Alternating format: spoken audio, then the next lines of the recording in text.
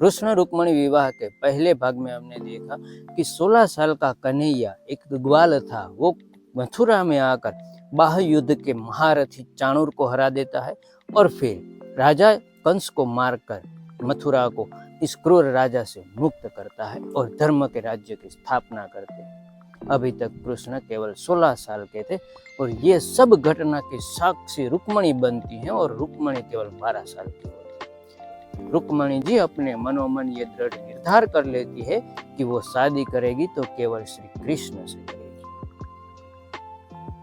और हमने दूसरे भाग में देखा कि कृष्ण ने किस तरह से अपने रथ दौड़ का आयोजन करके विदर्भ में होने वाले स्वयंवर को नष्ट कर दिया। और आज हम देखेंगे कि आखिरकार कृष्ण ने रुक्मणी के साथ अपनी शादी रचाई।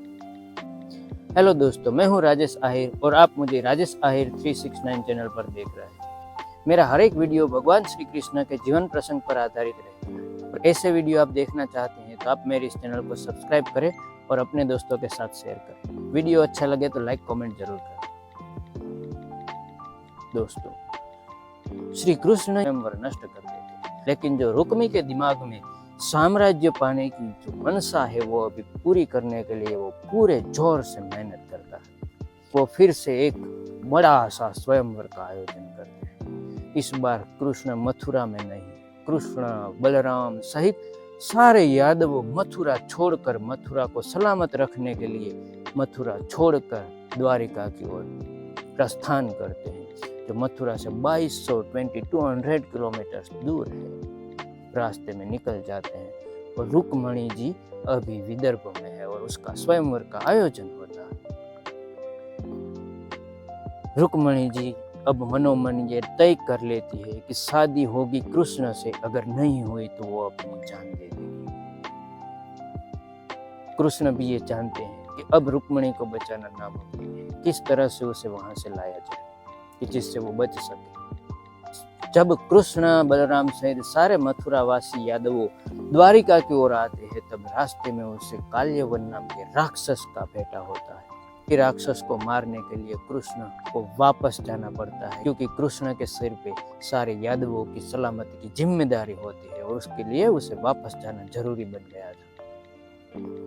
जब वो काल्यवन के पास वापस जाते हैं, तब वो उद्धव और सुकेतु को अपने पास बुलाते हैं और कहते हैं, अगर मैं जिंदा वापस नहीं लौटा, आप रुक्मणी को विदर्भ से यहाँ ले आना, उसको वहां मत रहने देना। वो मेरे बिना अपनी जान दे देगी, वो किसी और से शादी नहीं करेगी, उसे किसी और के हाथों में नहीं पड़ने देना है। कुछ भी हो जाए, आप उसे वापस अपने साथ ले आओ और द्वारिका में जाकर सलामत जगह पर उसे रखना, वहीं वो जिंदा रह सकेगी। कि ये बात सुनकर उद्धव और सुकेतु यादवों की एक टुकड़ी लेकर विदर्भ की ओर चले जाते और कृष्ण काल्यवन में जाते। किसी को भी अंदाजा नहीं था कि कृष्ण जिंदा वापस लौटेंगे। खुद कृष्ण ने बताया था कि अब वो जिंदा वापस नहीं लौटेंगे और उसे ही ये आगे का सफर तय करना है और सारे यादवों को सुरक्षित रखना है। ये बात सुनकर उद्धव और सुकेतु के साथ रुक्मणी चलने के लिए तैयार हो जाती है। वो स्वयंवर के अगले दिन एक मंदिर में पूजा करने की मांग करती है और उसे वहां भेजा जाता है। तभी वहां उद्धव और सुकेतु अपने यादवों के साथ वहां पहुंचते हैं और उसी वक्त उस नदी के किनारे श्री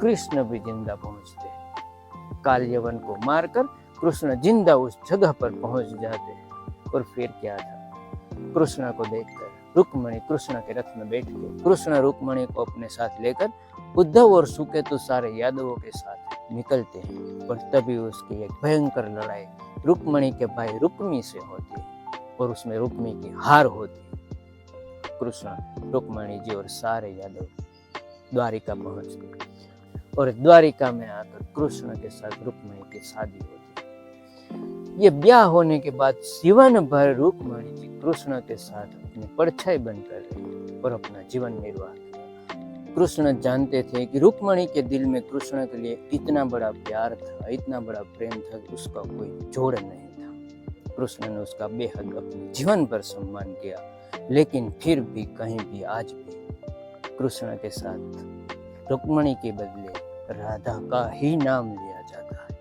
आज भी राधे कृष्ण नहीं होता है, क्योंकि राधा का जो प्रेम था उसमें त्याग था, बलिदान था, कुछ देने की ख्वाहिश थी।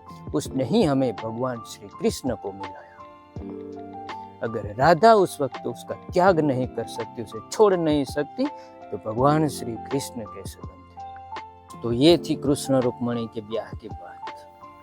कृष्ण के जीवन में और भी कई महिलाएं आई, उसकी बात हम अगले वीडियो में करेंगे।